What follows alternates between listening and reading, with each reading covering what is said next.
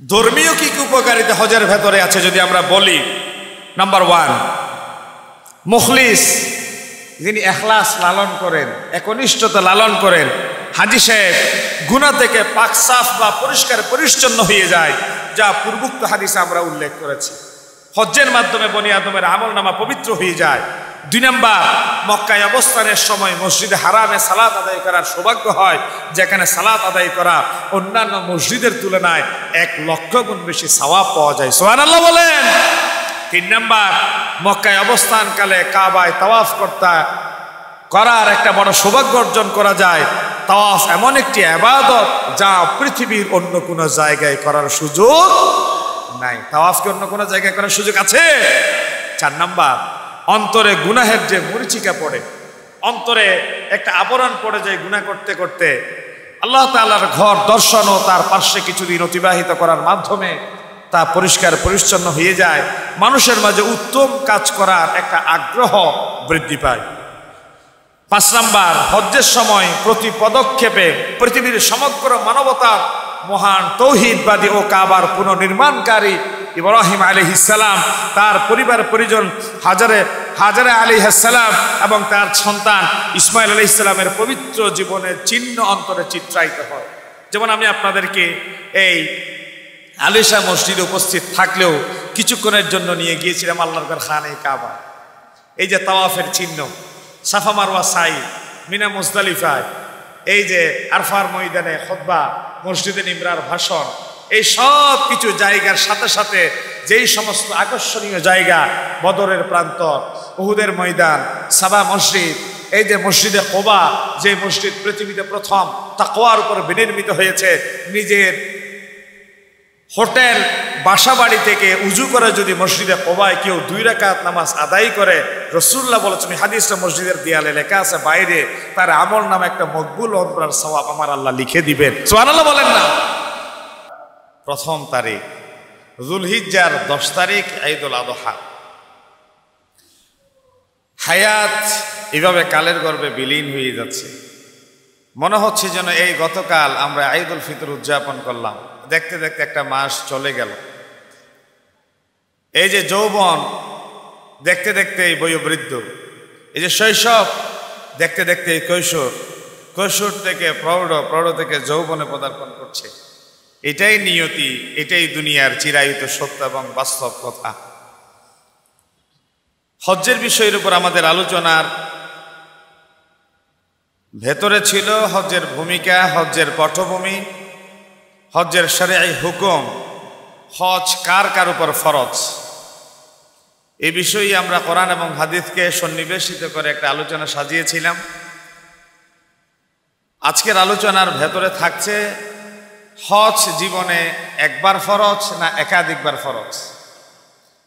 এই বিষয়কে সামনে রেখেই কথা, এবং বাকি বিষয় থাকবে হজ্জের ফজাইল কি, কেন আমরা হজ করব, কি গুরুত্ব এবং তাৎপর্য আছে ব্যক্তিগত জীবনে, পারিবারিক, সামাজিক, অর্থনৈতিক, আন্তর্জাতিক পরিমণ্ডল। এই দুটো বিষয় আজকে আলোচনা থাকছে। নাম্বার 1, হজ কি জীবনে একবার ফরজ না একাধিকবার ফরজ, শুধু একটা হাদিস আলোচনা করব।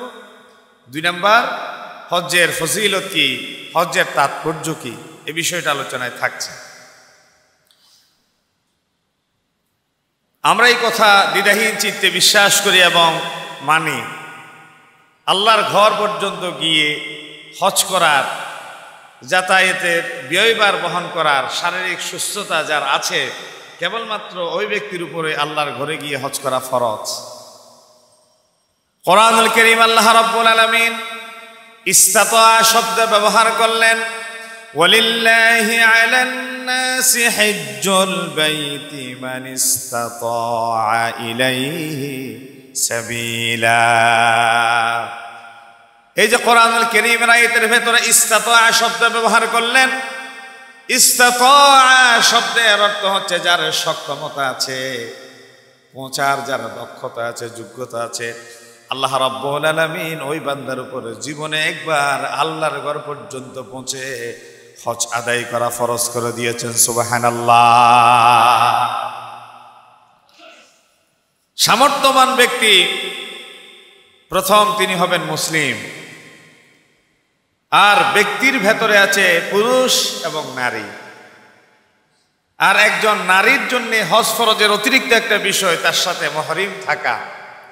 একজন নারী আর্থিকভাবে সচ্ছল স্বাবলম্বী সলভেন্ট হলে পরেই তিনি হজে যাবেন, বিষয়টা এমন নয়।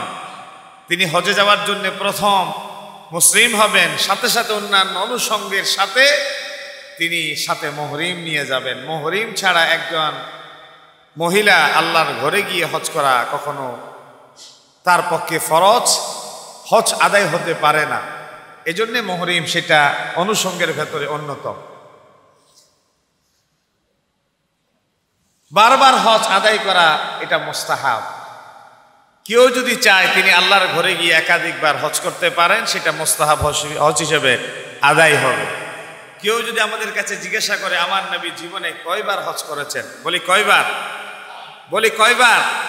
একবার। আমরা আমার নবী জীবনে কয়বার হজ করেছেন? এটা ছিল প্রথম, এটা ছিল বিদায় হজ। এবং আমার নবী জীবনে 4 বার ওমরা করেছেন। কয়বার ওমরা করেছেন? 4 বার ওমরা করেছেন। একবার হজ, 4 বার ওমরা করেছেন। এবং যে হজ প্রথম, ওই হজ বিদায় হজ। এবং ওই হজে গিয়ে আমার নবী বলেছেন, হয়তো তোমাদের সাথে আগামী বছর আর দেখা নাও হতে পারে, হয়তো তোমাদের সাথে আগামী বছর আর দেখা নাও হতে পারে। একটি অন্তিম মুহূর্তের কথা তিনি জাতিরে শুনিয়ে দিলেন, জানিয়ে দিলেন। হজ্জের 3টা ফরজের গুরুত্বপূর্ণ হচ্ছে উকুফে আরাফা। এই যে উকুফে আরাফার মধ্যে আমার নবী চমৎকার একটা সাবলীল ভাষায় খুতবা পেশ করলেন।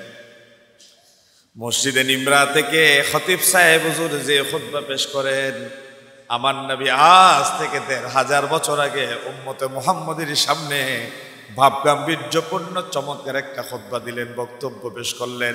সেই বক্তব্যের মাঝে কিয়ামত পর্যন্ত তামাম বনি আদমের দিক নির্দেশনা পাওয়া যায়।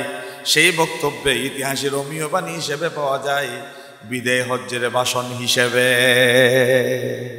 হজ্জাতুল ওয়াদাতে আমার নবী যে ভাষণ দিয়েছেন, বিদায় হজ্জের ভাষণ, সেই ভাষণে উম্মতের কিয়ামত পর্যন্ত চলার একটা চমৎকার দিক নির্দেশনা পাওয়া যায়। প্রতি বছর মসজিদে নিমরা থেকে মুকাররার যিনি খতিব থাকেন, দায়িত্বশীল থাকেন, তিনি খুতবা পেশ করেন। লক্ষ লক্ষ জনতা পিন ড্রপ সাইলেন্ট থেকে সে খুতবা শ্রবণ করে। এবং শয়তান উকুফে আরাফা যেই দিন, হজ মূলত 5 দিন, 8, 9, 10, 11, 12। হজ কয় দিন? 5 দিন। এই যে 8 তারিখ মিনায় যাতায়াতের মাধ্যমে শুরু হয়।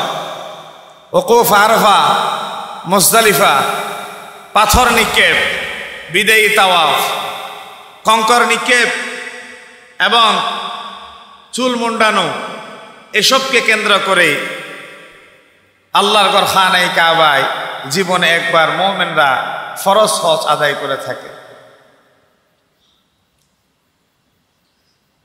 সাইয়্যিদুনা আবু হুরায়রা রাদিয়াল্লাহু তাআলা আনহু হাদিস বর্ণনা করছেন, নবী করিম সাল্লাল্লাহু আলাইহি ওয়াসাল্লাম একদিন আমাদের সামনে বক্তব্য দিলেন, খতবানা, তিনি খুতবা দিলেন, বক্তব্য দিলেন। ইয়া আইয়ুহান নাস, ইয়া আইয়ুহাল্লাযীনা আমানু বলেন নাই, ইয়া আইয়ুহাল মুসলিমুন এই কথাও বলেন নাই।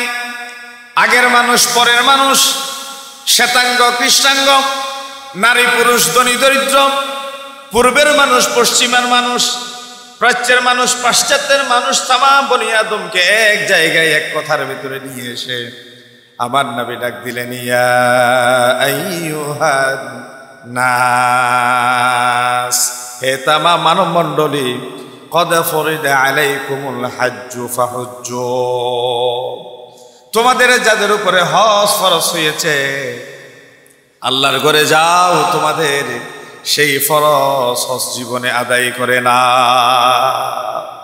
সুবহানাল্লাহ বলেন। তোমাদের যাদের উপর হজ ফরজ হয়েছে তোমরা ফরজ হজ আদায় করে না। ফাকালা রাজুলুন, এই হযরত আলী শাহ রাহমাতুল্লাহি আলাইহি জামি মসজিদে হাজার হাজার জনতা যেমনে বসে আছেন, আমার নবীর সামনে অপলক দৃষ্টিতে তাকিয়ে থাকা উপস্থিত উম্মতের ভেতর থেকে একজন ব্যক্তি হাত তুলে প্রশ্ন করেন, ইয়া নবী আল্লাহ, ইয়া হাবিব আল্লাহ, আকুল্লা আমিন, হজ কি প্রতি বছর করতে হবে নাকি? যতদিন বেঁচে থাকবো কি প্রতি বছর আল্লাহর ঘরে গিয়ে হজ করতে হবে? ফাসা কাতা, তিনি নীরব থাকলেন, চুপ থাকলেন। হাত্তা ক্বালাহা সালাসা, এমনকি ওই ব্যক্তি একই কথা 3 বার রিপিট করলেন। ফাকালা, তারপরে আমার নবী মুখ খুললেন, লাউ কুলতু নাম, যদি আমি তোমার প্রশ্নের জবাবে এই মুহূর্তে হ্যাঁ বলি, লাওয়াজাবাত, আল্লাহ রাব্বুল আলামিন প্রতি বছর আল্লাহর ঘরে গিয়ে হজ করা তোমাদের উপর তিনি ওয়াজিব করে দিবেন। সুবহানাল্লাহ বলেন। ওয়ালা মাসতাতাতুম, কিন্তু তোমাদের সবার সেই সক্ষমতা নেই, সাধ্য নাই প্রতি বছর আল্লাহর ঘরে গিয়ে হজ করার। এখান থেকে মুফাসসিরিনে কেরাম, মুহাদ্দিসিনে কেরাম, ফুকাহায়ে কেরাম ফতোয়া বের করেছেন, আল্লাহ রাব্বুল আলামিন শরীয়তের বিধিবিধান শুধু আমার নবীর উপর ফোর্স করে জোর করে চাপিয়ে দেন নাই। শরীয়তের অনেক বিধান আল্লাহ আমার নবীর উপরে ছেড়ে দিয়েছেন। আল্লাহ তাআলা কোনো একটা বিষয় বলেছেন, আমার নবী বলেছেন, কোন সময় আল্লাহর বিধানটা ফরজ হয়েছে, ওয়াজিব হয়েছে, কোন সময় আমার আল্লাহ আমার নবীর বিধানটারে প্রায়োরিটি দিয়ে ফরজ পর্যায়ে ওয়াজিবাতের পর্যায়ে নিয়ে এসেছেন। সুবহানাল্লাহ। যার একটা প্রমাণ এই হাদিস, এটা মুসলিম শরীফের হাদিস, যেমন তেমন হাদিস নয়। সিহাসিত্তার 2 নম্বর উৎস মুসলিম শরীফের ভেতরে হাদিসটা পাওয়া যায়। যদি আমি লাউ কুলতু নাম, তুমি যে আমাকে 3 বার বললে ইয়া রাসূলুল্লাহ আকুল্লা আম, হজ কি প্রতি বছর করতে হবে, আমি যদি হ্যাঁ বলতাম, লাওয়াজাবাত, তোমাদের উপর প্রতি বছর হজ করা ওয়াজিব হতো। ওয়ালা মাসতাতাতুম, কিন্তু তোমাদের সবার পক্ষে প্রতি বছর আল্লাহর ঘরে গিয়ে হজ করা সম্ভব হতো না। সুবহানাল্লাহ বলেন। আমার নবী কতটা সহজ করে দিলেন। এরপরে তিনি চমৎকার একটা মূলনীতি পেশ করলেন। সেই মূলনীতি তখনের জন্য নবী এবং সাহাবীদের ভেতর ছিল, বর্তমান সময়ে খতিব এবং মুসল্লিদের সাথে ইসলামিক স্কলার এবং সাধারণ জনতার মাঝে প্রযোজ্য হবে। তিনি বলে দিলেন, যারুনি মা তারাকতুকুম, যেই বিষয়ে আমি তোমাদেরকে ছেড়ে দিই সেই বিষয়ে তোমরা বাড়াবাড়ি করো না। যেই বিষয়ে আমি তোমাদেরকে না বলে থাকি, যেই বিষয়ে আমি চুপ করে থাকি, সেই বিষয়ে মুখ খোলার চেষ্টা করো না। ফাইন্নামা হালাকা মান কানা ক্বাবলাকুম বিকাসরাতি সুয়ালিহিম, অতীতের কওমের মাঝে, অতীতের সম্প্রদায়ের ভেতরে যেই সকল কওমকে আল্লাহ রাব্বুল আলামিন পৃথিবীতে ধ্বংস করে দিয়েছেন, নিশ্চিহ্ন করে দিয়েছেন, অন্যতম কারণ ছিল বিকাসরাতি সুয়ালিহিম, বেশি বেশি প্রশ্ন করেছে, অতি জানতে চেয়েছে। বেশি প্রশ্ন করা ধ্বংসের অন্যতম কারণ হয়ে দাঁড়ায়। এই জন্য বনী ইসরায়েলের মতো বেশি প্রশ্ন করা যাবে না, বেশি প্রশ্ন করা যাবে না। এটা আমাকে বানানো কথা বলেন, এটা কি আমার মন গড়া কথা? হাদিস। বিকাসরাতি সুআলিহিম, তারা বেশি প্রশ্ন করতে জন্য আল্লাহ তাদেরকে পৃথিবী থেকে ধ্বংস করে দিয়েছে। বেশি প্রশ্ন করা যাবে না। 2 নম্বর, ওয়াখতিলাফিহিম আলা আমবিয়াইহিম, তারা তাদের নবীদের নিয়ে বেশি ইখতিলাফ করত, মত পার্থক্য করত, মতবিরোধে লিপ্ত থাকত। আমার দলগোষ্ঠীর ভুক্ত হতে হবে, আমার সম্প্রদায় ভুক্ত হতে হবে, আমার আদর্শ ভুক্ত হতে হবে। এভাবে করে করে এই বিশাল জন উপস্থিতির ভেতরে এক এক গোষ্ঠী থেকে এক একজন খতিব যদি নিয়োগ দেওয়া হয়, এক এক সম্প্রদায়ের ভেতর থেকে এক একজন মুয়াজ্জিন যদি নিয়োগ দেওয়া হয়, এক এক পরিবারের পক্ষ থেকে এক একজন খাদেম যদি নিয়োগ দেওয়া হয়, এটা মসজিদ থাকবে না, এটা বাজারে পরিণত হয়ে যাবে। ঠিক কি না? লক্ষ মানুষ, খতিব একজন, হাজার হাজার জনতা, ইমাম একজন। যদি বলে আপনার চেয়ে আমার পাওয়ার কম নয়, আমার চেয়ে আপনার শক্তি কম নয়, এভাবে করে করে যদি শক্তি প্রদর্শনে আপনারা ব্যস্ত হয়ে পড়তেন, তাহলে এখানে খতিব হতো 10 জন, এবং 10 জনে 10 দিন জুমা না পড়ায় 10 জনে একদিনে জুমা পড়াতে আসতো। যেমন আল্লাহর ক্ষমতার ব্যাপারে কোরআনুল কারীম আসছে কি, লাউ কানা ফীহিমা আলিহাতুন ইল্লাল্লাহু লাফাসাদাতা, যদি এই জমিনের স্রষ্টা একাধিক হতো তাহলে একজন বলতো আমি পূর্ব দিগন্তে শত শত বছর সূর্য উদিত করলাম, পশ্চিম দিকে অস্ত নিলাম, আজ তোমার ক্ষমতার পরে আমারও যেহেতু বরাবরই ক্ষমতা আছে, আমি পশ্চিম দিকে সূর্য উদিত করব, পূর্ব দিকে সূর্য অস্ত নিয়ে যাব। একজন রব আছে বলেই এমনটা বলা হচ্ছে না। যদি একজন রবের জায়গায় যদি একাধিক রব থাকতো তাহলে একজন রব যিনি পূর্ব দিগন্তে সূর্য উদিত করতে পারেন, পশ্চিম দিকে অস্ত নিতে পারেন, আরেকজন রব যদি থাকতো তাহলে ওনারও তো সমান ক্ষমতা থাকতো, ঠিক কিনা? আল্লাহ তাআলা কোরআনের সূরা আম্বিয়ার ভেতরে বলেছেন যদি একজন ছাড়া পৃথিবীতে আরো রব থাকতো তাহলে একজন বলতো আপনি এতদিন এক কাজ করেছেন, আজ থেকে আমি অন্য কাজ করব, লাফাসাদাতা, পৃথিবীতে একটা বিশৃঙ্খলা হট্টগোল সৃষ্টি হয়ে যেত। ঠিক এখানে বলা হচ্ছে ওয়াখতিলাফিহিম আলা আম্বিয়াইহিম, নবী মানে এখানে নেতা, নবী মানে লিডার, নবী মানে তাদের সম্প্রদায়ের যিনি প্রধান ছিলেন, কারণ নবীদেরকে আল্লাহ তাআলা জাতির গোষ্ঠীর সম্প্রদায়ের লিডার হিসেবে পৃথিবীতে পাঠিয়েছিলেন। এখন তো আর নবী নাই, এখন নবী আছে। এখন নবীর জায়গা কে? নবীর জায়গায় যারা দায়িত্বশীল, মাসউল, সমাজের সর্দার, ইউনিয়ন পরিষদের চেয়ারম্যান, আমি তাদেরকে নবী দাবি করছি না। মানে নবুয়তের দায়িত্ব পালন যেমন সমাজভিত্তিক, গোত্রভিত্তিক, রাষ্ট্রভিত্তিক, অঞ্চলভিত্তিক ছিল, ঠিক বর্তমানে সেই একই জায়গাগুলো তো বরাবর আছে, কিন্তু ব্যক্তি পরিবর্তন হয়ে গিয়েছে, মর্যাদা পরিবর্তন হয়ে গিয়েছে।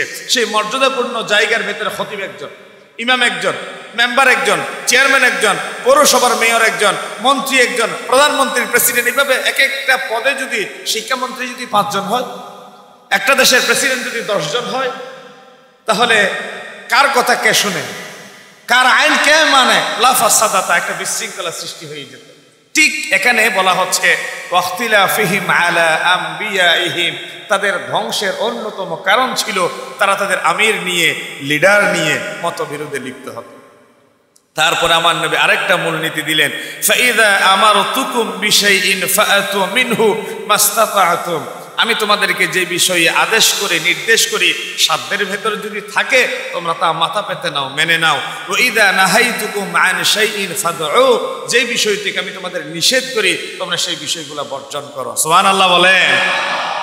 কি চমৎকার মূলনীতি দিলেন। ধ্বংস হয়েছে 2 কারণে, বেশি প্রশ্ন করত এবং আমিন নিয়ে মতবিরোধে লিপ্ত হতো। 1 নম্বর মূলনীতি। 2 নম্বর মূলনীতির কথা বলে দিলেন আমি তোমাদের যা আদেশ করি মেনে নাও, যার থেকে নিষেধ করি ছেড়ে দাও।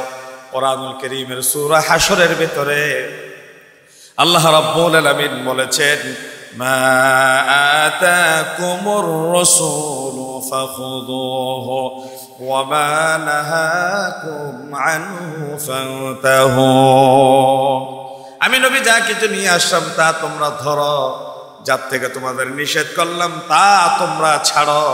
তাহলে ইসলাম নামক এই বিশাল সাম্রাজ্যটা 2 শব্দের ভেতরে পরিচালিত হয়। আমার নবী যা কিছু নিয়ে এসেছেন তা তোমরা ধরো, আমার নবী যার থেকে তোমাদের নিষেধ করেছেন তা তোমরা ছাড়ো। তাহলে ইসলাম নামক বিশাল সাম্রাজ্যটা চলে ধরো এবং ছাড়ো এর ভেতরে। নবী নিয়ে এসেছেন ধরো, নবী নিষেধ করছেন তা ছাড়ো। এই 2টা মূলনীতির উপর যদি বনি আদম চলতে পারে, দুনিয়ায় এমন কোনো শক্তি নেই, মহাশক্তি নাই তাদেরকে প্রধানত করতে পারে, তাদেরকে পৃথিবীতে অসম্মান অমর্যাদাকর আচরণের মুখোমুখি ফেলে দিতে পারে? আছে? নাই। তাহলে এই হাদিসের মাধ্যমে আমরা জানলাম জীবনে হজ করা ফরজ একবার। জীবনে হজ করা ফরজ কয়বার? একবার। আর বাকি একাধিকবার যদি কেউ হজ করতে চান সেটা মুস্তাহাব হিসেবে আদায় হবে। আর আমরা কিছু নেশা, মানে এটা আমি কিভাবে বলি শব্দটা, আমাদের কিছু মানুষের ভিতরে একটা নেশা কাজ করে, যেমন আমার ভেতরে সেই নেশাটা আছে যে একটু মন উড়ু উড়ু হলে পরে আল্লাহর ঘরে চলে যায়, একটু মন খারাপ হলেই আল্লাহর ঘরে। যেমন আমার জসিম আঙ্কেল এই দিন আসছেন মাত্র 1 সপ্তাহ আগে, প্রতি বছর চলে যান। এরকম অনেক মানুষ এখানে আছে, আমি যাদেরকে চিনি জানি। একটু মন খারাপ হলে, রমজান মাস আসলে, লাইলাতুল কদর আসলে ওনারা ছুটে যান আল্লাহর ঘরের দিকে। এই যে মানুষের ভিতরে একটা নেশা কাজ করে। নেশা কি? নেশা হচ্ছে একটু হাজার আসওয়াদে চুমা দিব, নেশা হচ্ছে একটু আল্লাহর ঘর তাওয়াফ করব, নেশা হচ্ছে একটু রিয়াজুল জান্নায় নামাজ পড়ব, নেশা হচ্ছে আমার নবী রওজিয়া তোহারের পাশে গিয়ে চোখ দুটো বন্ধ করে একটু বসে থাকবো।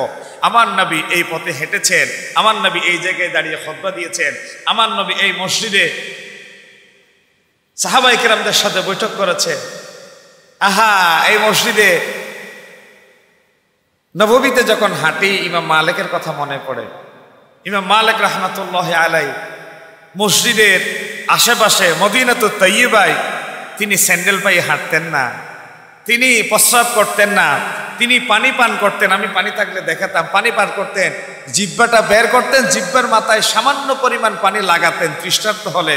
কারণ যদি প্রস্রাবের বেগ আসে, আমার নবী যেই মদিনাতুত তাইয়্যিবায় শুয়ে আছে, এই মালিক কেমনে মদিনাতুত তাইয়্যিবায় প্রস্রাব করে পবিত্র করবে, এই ভয়ে তিনি কোনোদিন মদিনায় বেশি পানি পান করতেন না, প্রস্রাব করতেন না। আর মদিনা শরীফের হদুদের ভিতরে প্রবেশ করার সাথে সাথে স্যান্ডেলগুলো খুলে তিনি বগলের নিচে নিয়ে নিতেন। কারণ আমি স্যান্ডেল পরে এমন গোস্তাখি কেমনে করি, কোন জনপদে কোন জায়গায় আমার নবীর কদম মুবারক পড়েছে আমি জানি না। যদি আমার নবীর কদমে কদমে আমার পায়ের স্যান্ডেলের পরে যায়, এটা জীবনে বড় বেয়াদবি হয়ে যাবে। এই জন্য চার মাযহাবের একজন অন্যতম ইমাম ইমাম মালিক রাহমাতুল্লাহ আলাইহি কখন মদিনাতুত তাইয়্যিবায় স্যান্ডেল পায়ে দিয়ে তিনি হাঁটতেন না। সুবহানাল্লাহ। এটা হচ্ছে নেশা, এটা পাগলামি। আপনারা তো জানেন, আলহামদুলিল্লাহ আমার 19 তারিখ ফ্লাইট হজ্জের 7:15। এই যে হজ্জের দিন যতই ঘনিয়ে আসছে, আমি একটা বিষয় চিন্তা করছি।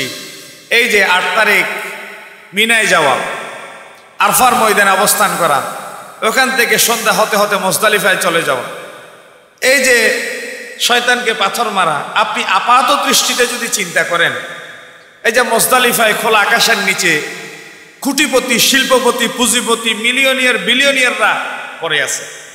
আমাদেরকে যাওয়ার সময় বলা হয় একটা বেডশিট নিয়ে যাবেন, কারণ এই বালির উপর কেমনে পরে থাকবেন। সিলাইবিহীন কাপড়, দামি একজোড়া স্যান্ডেল নাই, মাথাটা মুন্ডন করার পরে দেখতে কেমন লাগে। এই মানুষের ফেরারি আসামির মতো হাতে একটা থলি আছে, একটা ব্যাগ আছে, ব্যাগের ভিতরে একটা লুঙ্গি, একটা গামছা, একটা মিসওয়াক, একটা তসবিহ, পাতলা একটা জাইরে মাছ। এই ছাড়া কি আর কোনো সম্বল আছে? নাই। মনে হচ্ছে যেন একজন ভবঘুরে পাগল। আরফার ময়দানে এসি এমনি নাম আছে আর কি, যে প্রচন্ড গরমের তীব্রতা আর এসির বাতাস একাকার হয়ে গিয়েছে। যে মানুষজন এসি 18 দিলেও তার গরম লাগে, এমন মানুষ ওখানে প্রচন্ড গরমের তীব্রতার ভিতরে হাই হাই হেঁটে চলে যাচ্ছে আরফা থেকে মুজদালিফা 10, 12, 15 মাইল। আর মুজদালিফা থেকে এই রজম মারার জন্য, শয়তানের পাথর মারার জন্য যখন যাবেন, কোনো গাড়ি ঘোড়ার ব্যবস্থা নেই। যাচ্ছে গাড়ি থাকলেও তো, ট্রেন থাকলেও তো, কার ট্রেনের খবর কে রাখে, কার গাড়ি কখন আসে কোনো আত্মাবার্তা। এই যে আরফার ময়দান থেকে মুজদালিফায় যে রওনা দিয়েছেন, গাড়ির জন্য অপেক্ষা করলে তো 4-5 ঘন্টা গাড়িতেই চলে গেল। অনেকেই কুবরির ভিতর দিয়ে হেঁটে চলে যায়। এই যে হেঁটে চলে যেতে গিয়ে 3-4 ঘন্টা সময় যায়। অনেকেই এমন আছে ভোর 4টা বাজে ওখানে মুজদালিফায় গিয়ে পৌঁছে, মাগরিব এবং এশা একসাথে ওখানে গিয়ে আদায় করবে। এই যে হেঁটে যাওয়া, এরকম হেলদি কোনো মানুষ যদি কোমরের ব্যথা, হাঁটুর ব্যথা, পায়ের ব্যথা, চোখে কম দেখে, এরকম মানুষ যদি ওখানে হাঁটা শুরু করে, তার মতো অসহায় তো কেউ থাকবে? কেউ থাকবে না। এই অসহায় মানুষটা এখানে প্যারাডো, ল্যান্ড ক্রুজার ছাড়া তিনি চলেন না। সবচেয়ে দামি ব্র্যান্ডের গাড়ি তার ঘরে পড়ে আছে। এই মানুষটা হাঁটার সময় এক বিন্দু বিসর্গ পরিমাণ এই কথা মাথায় থাকে না যে আমি বাংলাদেশের পুঁজিপতি, শিল্পপতি, এখানে কোন দুঃখে আমি হাঁটবো, যে আমি গাড়ি নিয়ে হলে যাব, না হয় যাব না। ওনার জীবনে কি হজ আদায় হবে? এর কথা কেউ মনে করে না। প্রেসিডেন্ট থেকে একজন লেবার পর্যন্ত কেউ এই কথা চিন্তা করে না যে আমি পুঁজিপতি, শিল্পপতি, এখানে আসে কোন দুঃখে আমি হাঁটবো। এই জন্য বলছি এটা নেশা। পাগল হয়ে যায় রবের জন্য। স্যান্ডেল নাই, টুপি নাই, কাপড় নাই। এই যে তাওয়াফের সময় প্রথম চক্করে, 3 চক্করে দেখেন না, এই যে বাহু খোলা রাখে, খোলা বাহুতে দেখতে কেমন লাগে। সাফা মারওয়া সাই করার সময় সবুজ বাতি যেখানে আছে, এই যে দৌড়ে, এই যে একটু ঝাঁকুনি দিয়ে হাঁটে, এই মানুষটা জীবনে কোনোদিন শক্ত করে কাউকে কথা বলে নাই। যে মানুষটা শক্ত পাইয়ে পা দেয় নাই, এই মানুষটা সবুজ বাতির ওখানে গিয়ে দেখা গেছে যে বুড়ো মানুষটা দৌড়াচ্ছে ওখানে। খিরে মানুষটা দৌড়াচ্ছে কেন? বলে যে আমি দৌড়াচ্ছি না, এখানে বিবি হাজারা দৌড়িয়েছে, এই জন্য আল্লাহ ওয়াজিব করে দিয়েছে। আমিও বিবি হাজারার পাগলামিকে পছন্দ করে দৌড়ানি শুরু করছি। সুবহানাল্লাহ বলেন না? মানুষ যদি আল্লাহর জন্য হয়, আল্লাহ যে তার জন্য পাগল হয়, আপনি আশ্চর্য হবেন। একটা বিষয় দেখেন, এই যে জমজম, জানেন এই জমজম কি? আহা, ইসমাইল আলাইহিস সালাম ছোট্ট একটা সন্তান, মা হাজারা কতক্ষণ সাফায় কতক্ষণ মারওয়ায়, কতক্ষণ সাফায় কতক্ষণ মারওয়ায়। প্রচন্ড গরমের ভেতরে আপনারা অনেক সময় খেয়াল করবেন, ওই যে দূরে রাস্তার উপরে একটু চিকচিক চিকচিক চিকচিক পানি আছে মনে হচ্ছে, পানি পানি। সাফা পাহাড়ে উঠলে যেন মনে হয় মারওয়া পাহাড়ে পানি, মারওয়া পাহাড়ে গেলে মনে হয় যেন সাফা পাহাড়ে পানি। এই যে একবার এই পাহাড়ে আরেকবার এই পাহাড়ে দৌড়েছেন 7 বার। এই যে আল্লাহ তাআলার কাছে এই দৌড়ানির পাগলামিটা এতই ভালো লেগেছে, কিয়ামত পর্যন্ত সমস্ত হুজ্জাজে কেরামদের জন্য এই মা হাজারের দৌড়ানিটা আল্লাহ ওয়াজিব করে দিয়েছে। সুবহানাল্লাহ বলেন। সন্তান, ছোট্ট সন্তান শুয়ে আছে, 7 চক্কর দৌড়ার পরে ছোট্ট বাবু সন্তান ইসমাইল আলাইহিস সালাম, রাসূলুল্লাহ বলতেন আনা ইবনু সবিহাতাইন, আমি 2 জবেহের সন্তান। একজন আব্দুল্লাহ, যাকে তার বাবা আবু তালেব জবে করে দেওয়ার জন্য নিয়ত করেছিলেন, একটা কাজ হলে পরে সেটা লম্বা ইতিহাস। আরেক জবে ইসমাইল আলাইহিস সালাম, যে ইয়াকুব আলাইহিস সালামের 2 সন্তান। ইয়াকুব আলাইহিস সালামের কয় সন্তান? ইসহাক আলাইহিস সালাম, বনি ইসরাইলের লক্ষ লক্ষ পয়গম্বর। আরেক সন্তান ইসমাইল আলাইহিস সালাম, যে বংশে একজন মাত্র পয়গম্বর, তিনি হচ্ছেন নবিয়ুনা ওয়া সাইয়্যিদুনা মুহাম্মাদুর রাসূলুল্লাহ। ইসহাক আলাইহিস সালামের বংশে হাজার হাজার বনি ইসরাইলের পয়গম্বর। ইসমাইল আলাইহিস সালামের বংশে শুধু একজন পয়গম্বর, তিনি আমাদের নবী। এই যে ইসমাইল আলাইহিস সালামকে বাবা যে জবে করার জন্য মিনাতে শুইয়ে দিয়েছিলেন, এই যে মুহাম্মদ রাসূলুল্লাহ সাল্লাল্লাহু আলাইহি ওয়াসাল্লাম বলেছেন, আমি 2 জবেহের সন্তান। একজন আমার বাবা আব্দুল্লাহকে আমার দাদা জবে করার জন্য মানত করেছিলেন, কাজটা হলে 2 নম্বর আমার বাবা ইসমাইল আলাইহিস সালামের বংশ দ্বারায় যে আমি পৃথিবীতে এসেছি। ইসহাকের বংশ নয়, আমার বংশ ইসমাইলের বংশ। আমরা কার বংশের? ইসমাইল আলাইহিস সালামের বংশের। এই যে ইসমাইলকে একবার জবে করতে চেয়েছে, এই যে মিনায় গিয়ে ইসমাইলকে জবে করার জন্য চেয়েছে, আমার নবী মুহাম্মদ রাসূলুল্লাহ সাল্লাল্লাহু আলাইহি ওয়াসাল্লাম এই জন্য গর্ব করেই বলতেন, আমি 2 জবেহের সন্তান। ইসমাইল আলাইহিস সালাম শুয়ে আছেন, ছোট্ট বাবু তৃষ্ণায় কাতর, ছোট ছোট 2 পা নাড়াচাড়া করছে। এই নাড়াচাড়া করা 2 পায়ের মুড়ি দিয়ে শক্ত একটা আঘাত জমিনে লাগলো। এই ইসমাইল আলাইহিস সালামের পায়ের আঘাতের চিহ্নের ভেতর দিয়ে আল্লাহ রাব্বুল আলামিন কিয়ামত পর্যন্ত তামাম বনি আদমের ক্ষুধা এবং তৃষ্ণা নিবারণের অমীয় সুধা পানির ব্যবস্থা করলেন। যেই পানি পবিত্র পানি, এই যে হাজারা আলাইহিস সালাম পানি বের হতে দেখে তিনি ডাক দিয়েছেন, জমজম, থামো থামো। জমজম মানে কি? থামো থামো, ও পানি থাম, আজকে যদি তুই পানি না থামস সারা দুনিয়া প্লাবিত হয়ে যাবে। তিনি বালি দিয়ে একটা বাঁধ দিয়েছিলেন, একটা বাঁধ দিয়েছিলেন। এই যে ইসমাইল আলাইহিস সালামের পায়ের আঘাতে পানি বের হয়ে আসলো, এই আঘাতের ভেতর দিয়ে বের হয়ে আসা পানি হচ্ছে জমজম। এই জমজম পানির ভেতরে আছে তৃষ্ণা নিবারণের পানীয় এবং ক্ষুধা নিবারণের উপাদান, কিয়ামত পর্যন্ত সমস্ত রোগের শিফা, মহাঔষধ। সুবহানাল্লাহ বলেন। এই পানি শত শত বছর রেখে জমা করে রাখেন, কোনো পোকামাকড় আসবে না, নষ্ট হবে না, উপাদান ক্ষয় হবে না।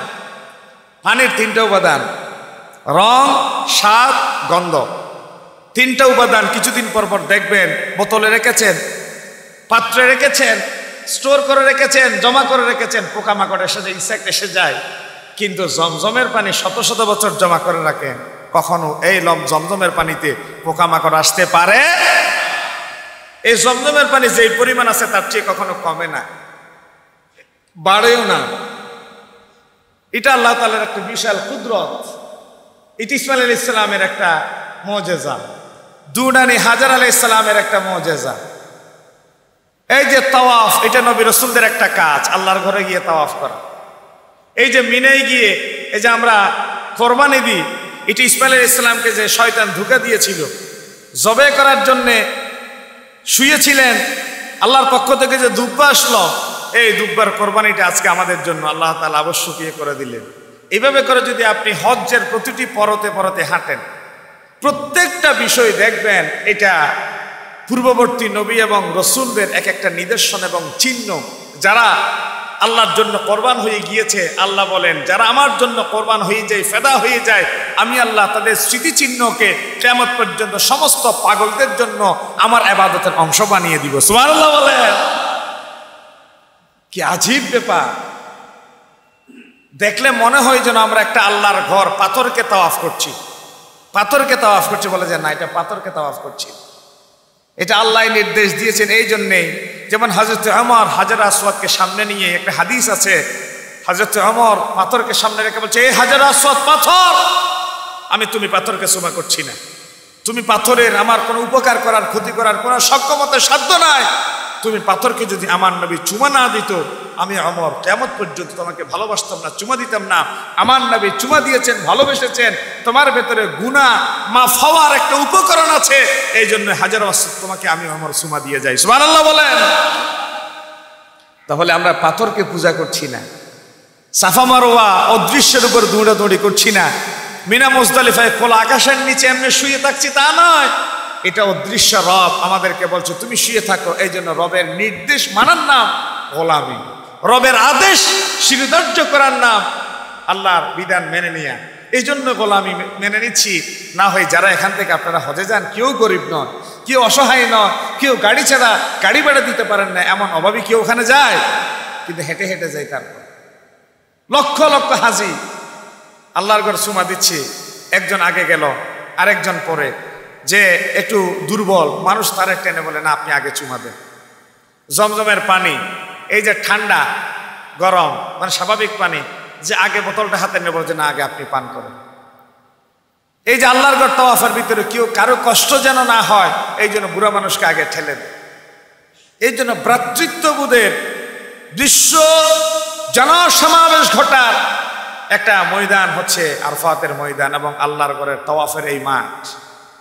আসুন আমরা হজ্জের একটা ফজিলতের উপরে ধারাবাহিক কয়েক মিনিট একটু কথা বলার চেষ্টা করি। হজ্জের ফজিলতের ব্যাপারে আমরা কয়েকটা হাদিস নিয়ে আসছি। বিশেষ করে সাইয়্যিদুনা আবু হুরায়রা রাদিয়াল্লাহু তাআলা আনহু একাধিক হাদিস বর্ণনা করছেন, আমরা কেন আল্লাহর ঘরে গিয়ে হজ করব। এখন হজ করা কোনো কোনো কাফেলায় 10 লাখ টাকা, 9 লাখ টাকা, 8 লাখ টাকা নেয়। আমাদের মাঝে এমন অনেক মানুষ আছে 10 লাখ টাকা কখনো একসাথে তারা দেখেন নাই। অনেক কষ্টে দিনাতিপাত করেন এই মানুষজন। এই 8-10 লাখ টাকা খরচ করে কেন আল্লাহর ঘরে গিয়ে হজ করব? কোন একটা বেনিফিট তো অবশ্যই থাকতে হবে। বেনিফিট না থাকলে কেন আমি এত টাকা খরচ করব? আমরা একটু হাদিস থেকে জবাবটা খোঁজার চেষ্টা করি। সাইয়্যিদুনা আবু হুরায়রা রাদিয়াল্লাহু তাআলা আনহু হাদিস বর্ণনা করলেন, নবী করিম সাল্লাল্লাহু আলাইহি ওয়াসাল্লাম ইরশাদ করছেন, আল উমরাতু ইলাল উমরাতি কাফারাতুন লিমা বাইনাহুমা। কেউ যদি একবার উমরা করল, পরবর্তী বছর আবার উমরায় যাওয়ার জন্য নিয়ত করল, এক বছর উমরা করে আসার পর থেকে পরবর্তী বছর উমরা যাওয়া পর্যন্ত সময়ে বনি আদমের জীবনে যা কিছু সগীরা গুনাহ হয়ে যায়, আল্লাহ রাব্বুল আলামিন 2 উমরার মাঝের সগীরা গুনাহ সমূহ আল্লাহর ঘরে গিয়ে উমরা করার ভেতরে তা মাফ করে দেন। সুবহানাল্লাহ। ওয়াল হজ্জুল মাবরুর লাইসা লাহু জাযাউন ইল্লাল জান্নাহ।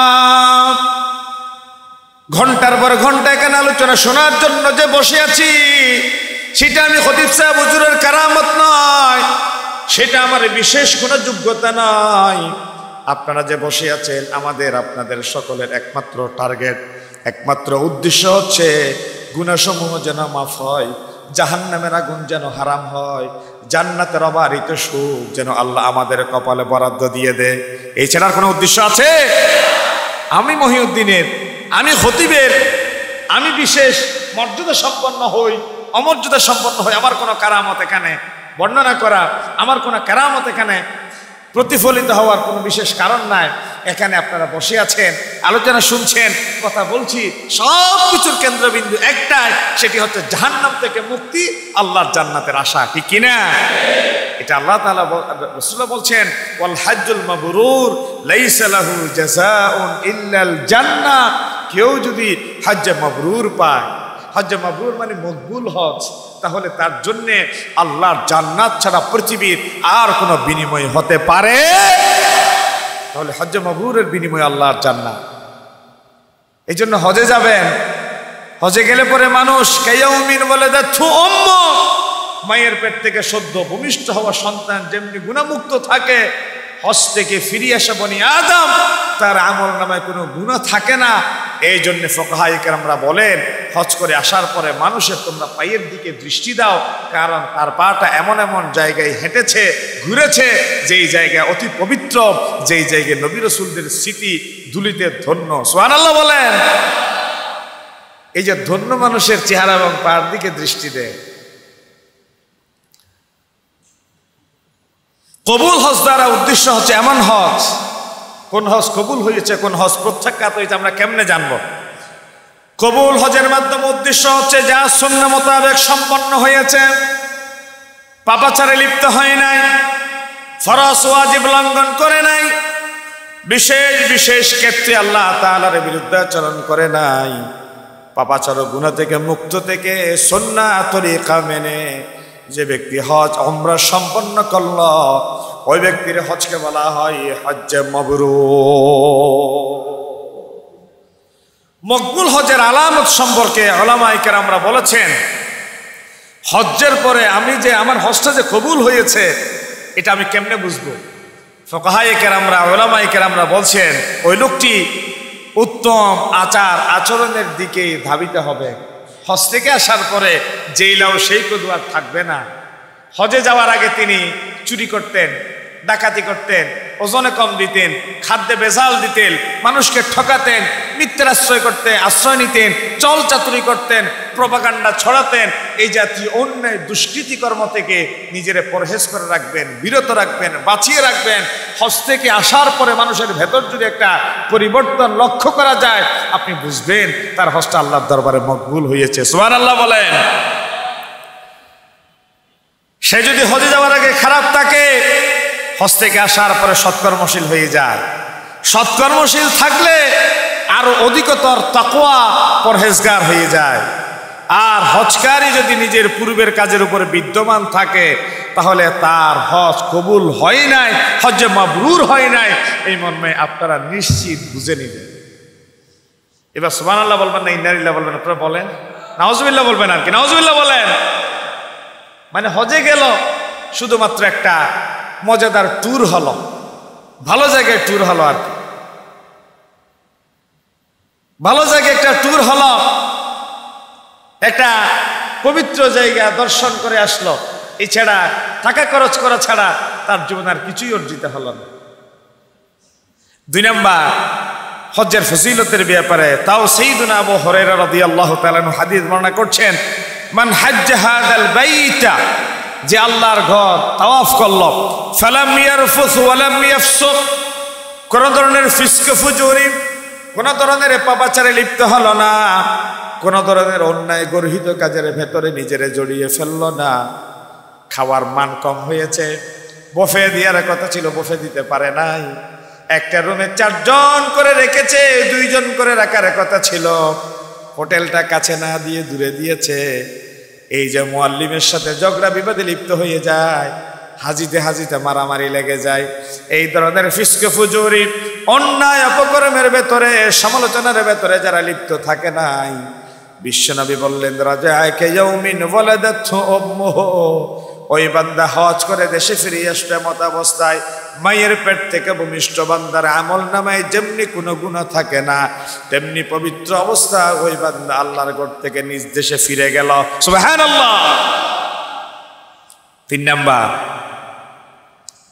হযরত আমর ইবনে আস রাদিয়াল্লাহু তাআলা আনহু হাদিস বর্ণনা করছেন, নবী করিম সাল্লাল্লাহু আলাইহি ওয়াসাল্লাম হযরত আমর ইবনে আস রাদিয়াল্লাহু তাআলা আনহুকে সম্বোধন করে বললেন, হে আমর ইবনে আস, আমা আলিমতা আন্নাল ইসলাম ইয়াহদিমু মা কানা ক্বাবলাহু, হে আমর, তুমি কি জানো ইসলাম গ্রহণের দিন পূর্বের সমস্ত গুনাহসমূহ যে মিটিয়ে দেওয়া হয়? অর্থাৎ কোন ভিন্ন ধর্মাবলম্বী ব্যক্তি যেদিন তিনি ইসলাম গ্রহণ করলেন, ইসলাম গ্রহণ করার সাথে সাথে এই মুহূর্তের আগের সমস্ত গুনাহ আল্লাহ তার আমলনামা থেকে মিটিয়ে দেন। সুবহানাল্লাহ। ওয়া আন্নাল হিজরাতা তাহদিমু মা কানা ক্বাবলাহা, কোন বান্দা যদি দেশান্তরিত হয়ে যায়, হিজরত করে চলে যায় দ্বীনের উদ্দেশ্যে, হিজরত করে যাওয়ার পরে বান্দার অতীতের গুনাহসমূহ ক্ষমা হয়ে যায়। বিশ্বনবী তারপরে বললেন, ওয়া আন্নাল হাজ্জা ইয়াহদিমু মা কানা ক্বাবলাহু, ইসলাম গ্রহণ করার মাধ্যমে অতীতের গুনাহসমূহ যেমনে ক্ষমা হয়ে যায়, হিজরতের মাধ্যমে বান্দার অতীতের গুনাহসমূহ যেমন ক্ষমা হয়ে যায়, হজ্জের মাধ্যমে বান্দার অতীতের সংগঠিত তামাম পাপ রাশি সমূহ আল্লাহ রাব্বুল আলামিন নিজ দয়ায় মাফ করে দেয়। হযরত আয়েশা সিদ্দিকা রাদিয়াল্লাহু তাআলা আনহা বর্ণিত ৪র্থ নম্বর হাদিস শুনে রাখেন। কুলতু ইয়া রাসূলুল্লাহ, মা আয়েশা সিদ্দিকা বললেন, ইয়া রাসূলুল্লাহ, ইয়া হাবিবাল্লাহ, নারাল জিহাদ আফদালাল আমাল। হে আল্লাহর পয়গম্বর, আমরা জিহাদকে মনে করি পৃথিবীতে সর্বোত্তম আমল। আফালা নুজাহিদ, আপনি তো বাছাই করে করে পুরুষদেরকে যুদ্ধের ময়দানে মুজাহিদ হিসেবে নিয়ে যান, এই শ্রেষ্ঠ আমলের ব্যাপারে আমরা কি কখনো শামিল হতে পারবো না? যুদ্ধে কি আমরা মহিলারা কখনো যেতে পারবো না? শ্রেষ্ঠ আমল কি আমরা মহিলারা জীবনে কোনোদিন পারফর্ম করতে পারবো না? ফাকাল রাসূলুল্লাহ সাল্লাল্লাহু আলাইহি ওয়াসাল্লাম, বিশ্বনবী বললেন, ও আয়েশা, লাকুন্না আফদালুল জিহাদি হাজ্জুম মাবরুর, তোমাদের জন্য একটা জিহাদ আছে, সেই জিহাদের নাম হচ্ছে আল্লাহর ঘরে গিয়ে হজ করা। মহিলাদের জীবনে যদি জিহাদ করে সওয়াব অর্জন করতে ইচ্ছা হয়, ওই মহিলা যেন আল্লাহর ঘরে ছুটে যায়। যেই মহিলা আল্লাহর ঘরে গিয়ে হজ করলো, তার আমল নামাই পুরুষ যুদ্ধের ময়দানে গিয়ে হাত পা বিচ্ছিন্ন করে গাজী হয়ে ফিরে আসলেন, জীবন উৎসর্গ করলে শাহাদাতের মর্যাদা পেলে যত না সওয়াবের মুখোমুখি হয়ে যায়। একজন মহিলা যদি আল্লাহ রাব্বুল আলামিনের ঘরে খানায়ে কাবায় গিয়ে তাওয়াফ করে, আল্লাহ রাব্বুল আলামিন ওই মহিলার আমল নামায় মুজাহিদ জিহাদের ময়দানে গিয়ে আমল করার সওয়াব পেয়ে যায়। আরেকটা হাদিস, এটি 5 নাম্বার, তাও মা আয়েশা সিদ্দিকা রাদিয়াল্লাহু তাআলা থেকে বর্ণিত। কুলতু ইয়া রাসূলুল্লাহ, বলে সাল্লাল্লাহু আলাইহি ওয়াসাল্লাম, আলান নিসাই জিহাদুন, মহিলাদের ব্যাপারে কি হজ্জের কোনো হুকুম থাকবে না? হজ্জের ব্যাপারে কি কিছু নির্দেশ, জিহাদের ব্যাপারে কি কিছু একটা বলবেন না? মহিলারা যুদ্ধে যাবে যাবে না এই জাতীয়? قال رسول الله صلى الله عليه وسلم نعم عليهن جهاد, মহিলাদের জীবনেও জিহাদ আছে, তবে লা কিতালা ফিহি আল হজ্জ ওয়াল উমরা, মহিলাদের জীবনে যে জিহাদ আছে সেই জিহাদে কিতাল নাই, মারামারি নাই, লাঠালাঠি নাই, রক্তক্ষয়ী সংঘর্ষ নাই। এই জিহাদের নাম হচ্ছে আল হজ্জ ওয়াল উমরা, হজ এবং উমরা হচ্ছে মহিলাদের জীবনের যুদ্ধ। সুবহানাল্লাহ বলেন। 6 নম্বর হাদিস, সাইয়্যিদুনা আবু হুরায়রা রাদিয়াল্লাহু তাআলা আনহু বর্ণিত হাদিস, সুইলান নবী সাল্লাল্লাহু আলাইহি ওয়াসাল্লাম, আল্লাহ রাসূলকে প্রশ্ন করা হলো, আইয়ুল আমালি আফদালু ইয়া রাসূলুল্লাহ, কোন আমলটা সর্বোত্তম? আমলের বিবেচনায় শ্রেষ্ঠ আমল কোনটি? রাসূলুল্লাহ জবাব দিলেন, ঈমানু বিল্লাহি ওয়া রাসূলিহি, আল্লাহ এবং তার রাসূলের প্রতি ঈমান আনায় সবচেয়ে শ্রেষ্ঠ সেরা আমল। সুবহানাল্লাহ। কিলা, তারপরে প্রশ্ন করা হলো, সুম্মা মাযা ইয়া রাসূলুল্লাহ, তারপরে বলেন কোন আমলটা শ্রেষ্ঠ? রাসূলুল্লাহ বললেন, আল জিহাদু ফি সাবিলিল্লাহ, আল্লাহর পথে জিহাদ করা হচ্ছে সর্বোত্তম আমল। কিলা সুম্মা মাযা, তারপরে প্রশ্ন করা হলো, ইয়া রাসূলুল্লাহ কোন আমলটা শ্রেষ্ঠ? নবী করিম সাল্লাল্লাহু আলাইহি ওয়াসাল্লাম বললেন, হজ্জুম মাবরুরুন, হজ্জ মাবরুর, সুন্নাত তরিকা মেনে নিয়ে যে হজ এবং উমরা আদায় করা হলো, এই কাজটা বনি আদমের আমল নামায় সবচেয়ে শ্রেষ্ঠ আমল। সুবহানাল্লাহ বলেন।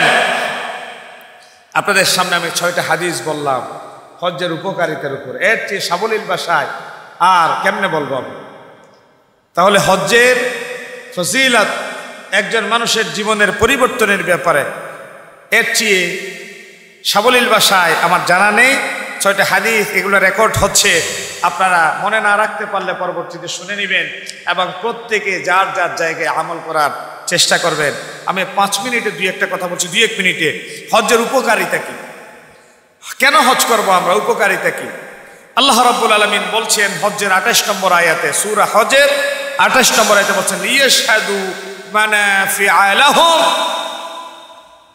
যাতে তারা কল্যাণময় জায়গায় উপস্থিত হতে পারে। যে হযরতে ইব্রাহিম আলাইহিস সালামকে আল্লাহ রাব্বুল আলামিন বলেন আযদিন, তুমি আযান দাও। তিনি আযান দিলেন জাবালে আবি কুবাইসে আরোহণ করে। তাহলে কেন আযান দিতে বলা হলো, তিনি কেন আযান দিলেন, আর হজে গেলে আমাদের লাভটা কি?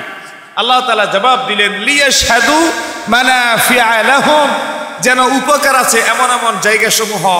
এটা আশ-শুহুদু মাজদার থেকে, আর শাহাদাতু মাজদার থেকে হলে গাওয়াহি দেয় না, সাক্ষ্য দিয়ে। আর শুহুদু মাজদার থেকে হচ্ছে হাজির হোনা। যেমন জানাজার ভেতরে যে দোয়াটা পড়ি আল্লাহুম্মা গফির লিহাইয়িনা ওয়া মাইয়িতিনা ওয়া শাহিদিনা ওয়া শাহিদিনা, এটা আর শুহুদু মাজদার থেকে উপস্থিত হওয়া। এই আয়াত বহুবচনের শব্দ ব্যবহার করে বহুবিধ উপকারের দিক এখানে আল্লাহ তাআলা উল্লেখ করেছে। ধর্মীয় উপকার, দৈহিক উপকার, আর্থিক উপকার, সাংস্কৃতিক উপকার, দাওয়াতি উপকার, ইলমি ও জ্ঞানগত একতা ও সংহতি উপকারিতাকে সুস্পষ্টভাবে আল্লাহ তাআলা আয়াতের ভেতরে উল্লেখ করেছে।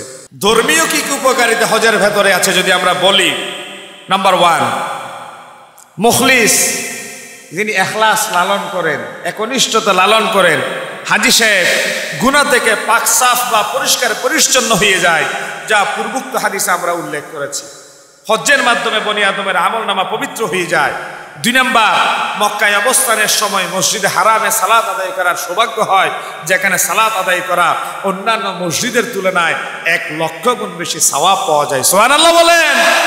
3 নাম্বার, মক্কায় অবস্থানকালে কাবায় তাওয়াফ করার একটা বড় সৌভাগ্য অর্জন করা যায়। তাওয়াফ এমন একটি ইবাদত যা পৃথিবীর অন্য কোনো জায়গায় করার সুযোগ নাই। তাওয়াফকে অন্য কোনো জায়গায় করার সুযোগ আছে? 4 নাম্বার, অন্তরে গুনাহের যে মরিচিকা পড়ে, অন্তরে একটা আবরণ পড়ে যায় গুনাহ করতে করতে, আল্লাহ তাআলার ঘর দর্শন ও তার পার্শ্বে কিছুদিন অতিবাহিত করার মাধ্যমে তা পরিষ্কার পরিচ্ছন্ন হয়ে যায়। মানুষের মাঝে উত্তম কাজ করার একটা আগ্রহ বৃদ্ধি পায়। 5 নাম্বার, হজ্জের সময় প্রতি পদক্ষেপে পৃথিবীর সমগ্র মানবতার মহান তৌহিদবাদী ও কাবার পুনর্নির্মাণকারী ইব্রাহিম আলাইহিস সালাম, তার পরিবার পরিজন হাজারে আলাইহিস সালাম এবং তার সন্তান ইসমাইল আলাইহিস সালামের পবিত্র জীবনের চিহ্ন অন্তরে চিত্রায়িত হয়। যেমন আমি আপনাদেরকে এই আলিশা মসজিদে উপস্থিত থাকলেও কিছুক্ষণের জন্য নিয়ে গিয়েছিলাম আল্লাহর ঘর খানে কাবা।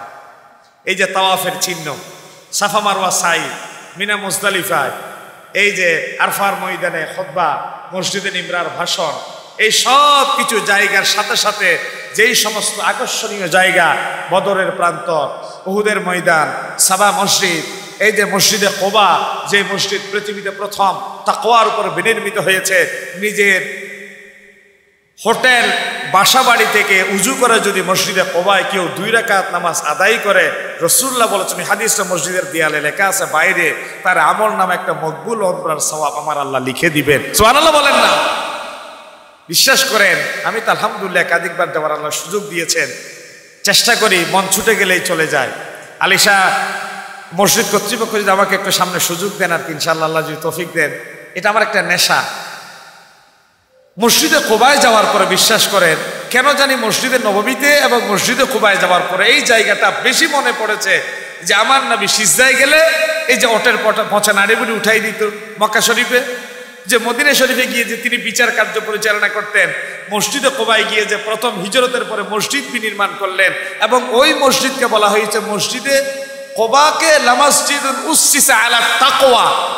আমাদের এই মসজিদে তো তাকওয়ার উপর, খানে কাবা তাকওয়ার উপর, মসজিদে নববী তাকওয়ার উপর। পৃথিবীর সব মসজিদ তাকওয়ার উপর নয়, কিছু মসজিদ আছে মসজিদের দেরা, যে মসজিদ নির্মাণ হয়েছে অপর মসজিদের সাথে প্রতিযোগিতা করে। কিছু মসজিদ আছে গোত্র থেকে গোত্রকে আলাদা করার, কিছু মসজিদ আছে আমার মসজিদ, আমার পরিবারের, আমি মতোয়াল্লি, আমি শাহ সাহেব, আমি পীর সাহেব, তুমি কে এখানে ঢুকার, ইচ্ছে না হলে চলে যাও। এই জাতীয় কিছু কথাবার্তা বলার মসজিদ আছে। এই মসজিদগুলো মসজিদের তাকওয়ার উপর হতে পারে না, এটা মসজিদের দেরা, যেটা 11 নম্বর পারা 3 নম্বর পৃষ্ঠার শুরুতে আছে। এই যে মসজিদে কোবার ভিত্তির ব্যাপারে আল্লাহ তাআলা বলেছেন লামাসজিদুন উসসিসা আলা তাকওয়া, এই মসজিদ বিনির্মিত হয়েছে তাকওয়ার উপর। আপনি তাহলে চিন্তা করে দেখেন তো, যেই মসজিদ তাকওয়ার উপর বিনির্মিত হয়েছে এবং আমার নবী বিনির্মাণ করেছেন, ও মসজিদে গিয়ে যদি যার ভিতরে ন্যূনতম নবীর প্রতি আয়েশ প্রেম দরদ আছে, সে কি কখনো স্বাভাবিক থাকতে পারে? এই কথা মনে পড়ে, অঝোর দ্বারাই কেঁদেছি চোখের পানি ফেলে। বিশ্বাস করেন, এটা দেখানোর জন্য ওয়াল্লাহ ওয়াল্লাহ ওয়াল্লাহ, এটা মানে নিজেকে বুজুর্গি সাব্যস্ত করার জন্য পেশ করছি না, এটা আপনাদের ভিতরে একটা আবেগ তৈরির জন্য বলছি। কথাটা নিজেকে ধরে রাখা যায় না। চোখ বন্ধ করে মসজিদের একটা কোনায় বসে থাকবেন, অপেক্ষা করবেন কাফেলা চলে যাক, আপনি পরে গিয়ে তাদের সাথে যুক্ত হবেন। চোখ বন্ধ করে আমার নবীর সেই স্মৃতিচিহ্নগুলো স্মরণ করবেন। এই জায়গায় আমার নবী একজন মাত্র মানুষ আলোকিত হয়ে এসেছিলেন, নির্যাতিত হয়েছেন, দাওয়া প্রচার করেছেন, মার খেয়েছেন, রক্ত দিয়েছেন, বিনিময়ে আজকে সারা পৃথিবীতে ইসলাম নামক এই অত্যুজ্জ্বল জ্যোতিষ্ক ছড়িয়ে ছিটিয়ে দেওয়ার মাধ্যমে আলিশা মসজিদে হাজার হাজার জনতা ইসলাম সম্পর্কে জানার বুঝার এবং আলোচনা শোনার সুন্দর একটা পরিবেশ পেয়েছি, ঠিক কিনা? কোরআনুল কারীম একদিনে পাণ্ডুলিপি আকারে আমাদের কাছে আসে নাই। নবী রাসূল শহীদ সালবে সালহিনের ত্যাগ কোরবানির মাধ্যমেই কোরআন আমাদের কাছে এসেছে। এই মসজিদে আলোচনার সুযোগ ভারতের বিভিন্ন প্রদেশে নাই, মায়ানমারে নাই, ফিলিস্তিনে নাই, পৃথিবীর বিভিন্ন দেশে এই ধরনের এসির নিচে বসে আলোচনা শুনে কোরআন হাদিসে ইলম আমলে নিজেদেরকে ধন্য করার পরিবেশ কি পৃথিবীর সব জায়গায় আছে? চীনের উইগুরে নাই। এই জন্য বলছি, আমার নবীর ত্যাগের কথা একটু স্মরণ করবেন, সাহাবায়ে কেরামের ত্যাগের কথা একটু স্মরণ করবেন, এবং আমার মনে হয় এক একটা ফোঁটা চোখের পানি জাহান্নামের আগুন থেকে নিজের হেফাজত করার, রক্ষা করার জন্য একটা অ্যাটম বোমায় পরিণত হয়ে যাবে, ঠিক কিনা বলেন? আসুন, অনেক কথা বললাম আজকে। আগামী জুমায়, আমার জুমা হবে হজে যাওয়ার আগে শেষ জুমা। আমার আগামী রবিবারে যেহেতু 7:30টায় ফ্লাইট, আগামী জুমাবারে ইনশাআল্লাহ হজ্জের ব্যাপারে পূর্ণাঙ্গ একটা ধারণা এবং 5 দিনে আমরা কি কাজ করব, কোত্থেকে কোথায় যাব, কি আমল করব, একদম প্র্যাকটিক্যালি কিছু কথা বলা দরকার। কারণ অনেক ভাইরা আছেন এখানে হজে যাবেন, অনেক ভাইরা আছেন হজে যাবেন। আমি গত জুমে একটা কথা বলেছিলাম, অনেকে আমাকে প্রশ্ন করেছেন, হুজুর আমরা তো ভুল করে ফেলেছি, কোন কাফেলা থেকে যা? আমার কোনো ভাই কাফেলা নেই, আবার এটা মনে করিয়েন না আমি দাওয়াত দিচ্ছি আপনাদের, এটা মনে করিয়েন না। আমার কাফেলাও নাই, আমি অতীতে যা গিয়েছি কোনো কাফেলা নিয়েও যাই নাই। এই বছরও আমার হজ্জে বাইতুল্লাহ আপনাদের খুব পছন্দনীয় খতিব, বিশ্ববিখ্যাত ইসলামিক স্কলার, প্রখ্যাত আলেমে দ্বীন professor doctor Giasuddin Talukdar sir অত্যন্ত ভালোবাসেন, মহাব্বত করেন, আন্তরিকতা দেখান। এই জন্যেই স্যারের কাফেলা দিয়ে যাচ্ছি আলহামদুলিল্লাহ, ফরজ হজ আদায়ের জন্য টাকা খরচ করে। স্যারও এহসান করেছেন আমার প্রতি। স্যারের কাফেলা তো আসলে বেশি টাকা পয়সা দিয়ে যেতে হয়, আমরা যারা আলেম ওলামা থাকি আমাদের প্রতি স্যার একটা এহসান করে, স্যারের খাওয়া দাওয়া পরিবেশ এইভাবে করে রাখেন। আমি চেষ্টা করছি স্যারকে একটা জুমে এখানে কোনোভাবে নিয়ে আসতে পারি কিনা। সিরিয়া মসজিদের খতিব, বড় দায়িত্বশীল, কোনোভাবেই পারছি না। এবং এই দিন আসছে কোন একটা দেশ থেকে, আবার এই সপ্তাহে চলে যাবেন স্যার রাশিয়াতে। মানে এক এক সপ্তাহে এক একটা দেশে চলে যান। সারা পৃথিবী থেকে ইসলামিক স্কলারদের বাছাই করে রাশিয়া সরকার কি একটা কনফারেন্সে নিয়ে যাচ্ছে। বাংলাদেশ থেকে শুধু 2 জন মানুষ সুযোগ পেয়েছে, তার মধ্যে আমার স্যার একজন। তো আমি বলছি, এই জন্য কাফেলার আপনাদের আমি এখানে মুসাফির নয়, আমরা জোহর আসর একসাথে কেন আদায় করব? তারপরে আরফা থেকে মুজদালিফায় যাওয়ার সময় মাগরিব এশা একসাথে আদায় করতে হয়। কেউ না আসেনে রাস্তায় মাগরিবের নামাজ আদায় করে ফেলে যে আমাদের মাগরিবের নামাজ চলে যাচ্ছে। আমার নবীর বিধান হচ্ছে মাগরিবের নামাজের টাইম যদি ভোর 4টায় হয়, মুজদালিফায় গিয়ে আদায় করবে। আপনি সুফিগিরি দেখাইতে গিয়ে রাস্তায় আরফায় আদায় করার সুযোগ নেই। এই জন্য বলবো, একজন হক্কানি রব্বানি মুহাক্কিক দিনদার আলেমের তত্ত্বাবধানে হজ করতে পারা, ওমরা করতে পারা, এটা ভাগ্যের ব্যাপার। আসুন, হজ্জের বিধিবিধান সমূহ অন্তর দিয়ে ধারণ করি, পালন করি। আল্লাহ রাব্বুল আলামিন আমাদেরকে দিন বুঝে, দিন মেনে, দিনের উপর অটুট অবিচল থাকার তৌফিক দান করে বলে আমিন।